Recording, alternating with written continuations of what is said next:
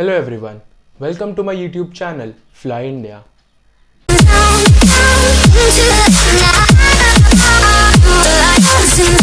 First things first, because it's my first YouTube channel, I would like to take some time and introduce myself.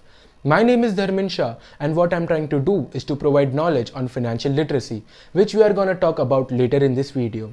As I said, because it's my first video, I was thinking to take some interesting topic, and the first thing that came to my mind was compounding. I'm sure many of us won't know much about compounding, so let's start with the basics of compounding. So we will learn basics of compounding with the simple and famous story of the king and the poet. Once upon a time, in a big kingdom there lived a king who was impressed by the quotes of one of his poet. The king called the poet and said, "I'm impressed by your quotes. You can ask whatever you want to." Well, at that time king was playing chess.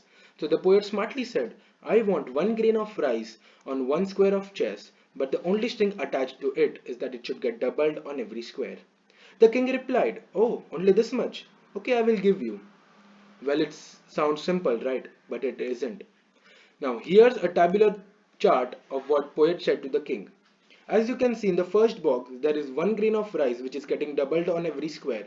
So it is 1, 2, 4, 8, 16 and so on. Because there are 64 boxes, and from the second box till the last box, all the numbers can be expressed in the power of 2. There are 64 boxes less 1 box, that is 63 boxes. So 2 raised to 63 can be written as 2 raised to 32 into 2 raised to 31.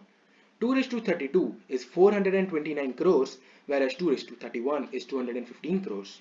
Now let's convert them into grains. So it would be 92235 into 10 raised to 14 grains. As we all know that 1 kg contains 50,000 grains, so let's convert them into kg. That is 1.85 into 10 raised to 14 kg. Now 1 kg is approximate 50 rupees, so we'll convert them into rupees, that is 92.235 into 10 raised to 14 rupees. Now let's convert them into dollars, so we have taken an approximate value of 70 rupees. So it would be 1.318 into 10 raised to 14 dollars. Now as we know that 10 raised to 12 is a trillion dollar, so the total would be 132 trillion dollars.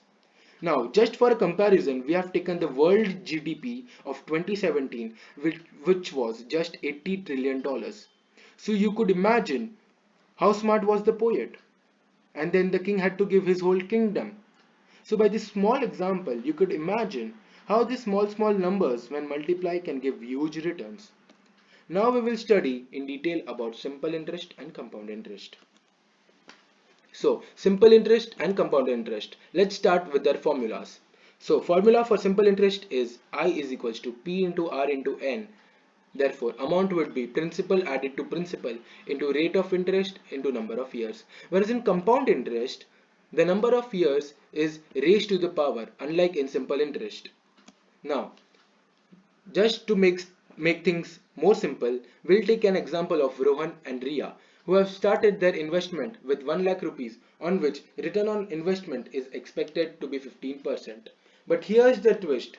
Rohan opts for the simple interest formula, whereas Riya opts for the compound interest formula. So here's a tabular chart of Rohan and Riya's investment journey.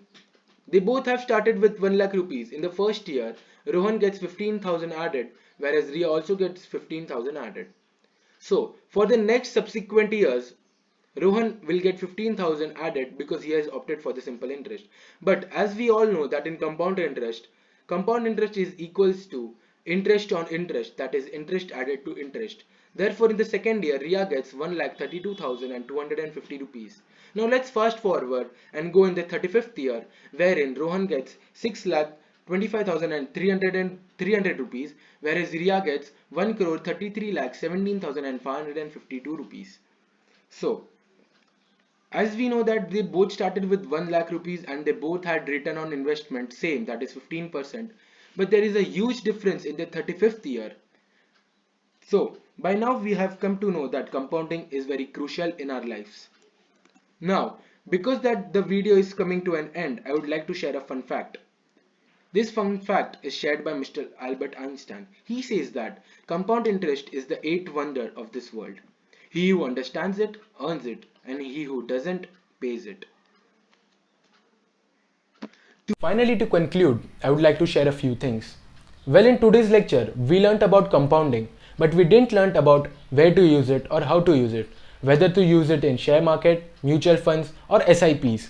So for that, I'm gonna make a full series on financial planning wherein we are gonna cover topics like share market, money market, currency market, important topics like inflation, depreciation, and many more case studies. So if you like things related to finance or want to build your personal wealth, you should probably subscribe to my channel.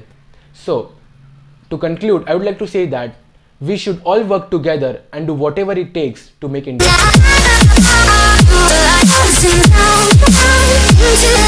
great.